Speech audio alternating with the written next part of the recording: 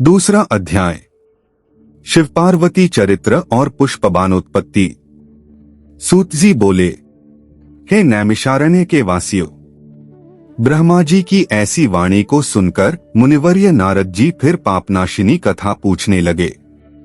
नारद जी ने कहा कि हे ब्रह्मा जी, आपके मुख कमल से शिवजी की आनंददायक कथा सुनते हुए मैं तृप्त नहीं होता हूं। हे विश्व के रचयिता, मैं दिव्य सती शिवजी का चरित्र फिर सुनना चाहता हूं। सती की उत्पत्ति कैसे हुई? महादेव जी का मन स्त्री करने में कैसे हो गया? दक्ष कोप में सती ने कैसे शरीर त्यागा और हिमालय की पुत्री पार्वती कैसे हो गईं? उनका उग्र तप, विवाद, कामनाश आदि कथाएं विस्तार पूर्वक मुझे सुनाइए। ब्रह्मा जी ने कहा, हे मुनि, अब पार्वती और शिव का अत्यंत पवित्र और गुह्य से भी गुह्य परम पावन और दिव्य यश सुनो। सृष्टि का आरंभ और त्रिदेवों की उत्पत्ति। पहले शिवजी निर्गुण, निर्विकल्प, रूप रहित, शक्ति रहित, चिन्मात्र सतसत से परे, शिवस्वरूप, निर्विकारी और परात्पर दिव्य रूप एक ही थे। फिर उमा के साथ सगुण और शक्तिमान प्रभु हो गए, जिनके बाएं अंग से विष्णु और दक्षिण अंग से ब्रह्मा उत्पन्न हुए। तभी से सृष्टिकर्ता ब्रह्मा, पालनकर्ता विष्णु और लयकर्ता रुद्र हुए और तभी से सदाशिव के 3 रूप हो गए। अब मैं इन तीनों का आराधक हो गया। इनकी आराधना से मैं सुरासुर सहित मनुष्यादि की सृष्टि करने लगा। मैंने ही सब प्रजापतियों को बनाया। फिर मैंने मरीचि, अत्रि, पुलह, पुलस्त्य, अंगिरा, क्रतु, वशिष्ठ, नारद, दक्ष और भृगु को बनाया। कामदेव का प्राकट्य।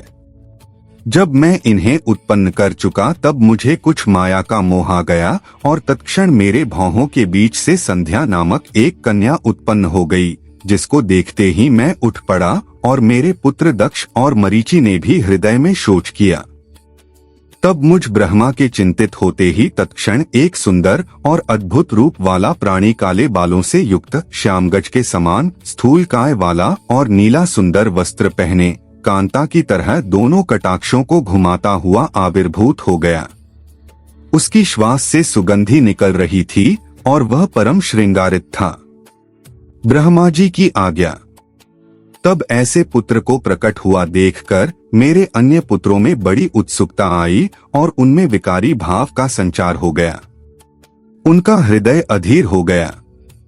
उसी समय तत्क्षण प्रकट हुए उस पुत्र ने मुझको सिर झुकाकर प्रणाम करते हुए कहा।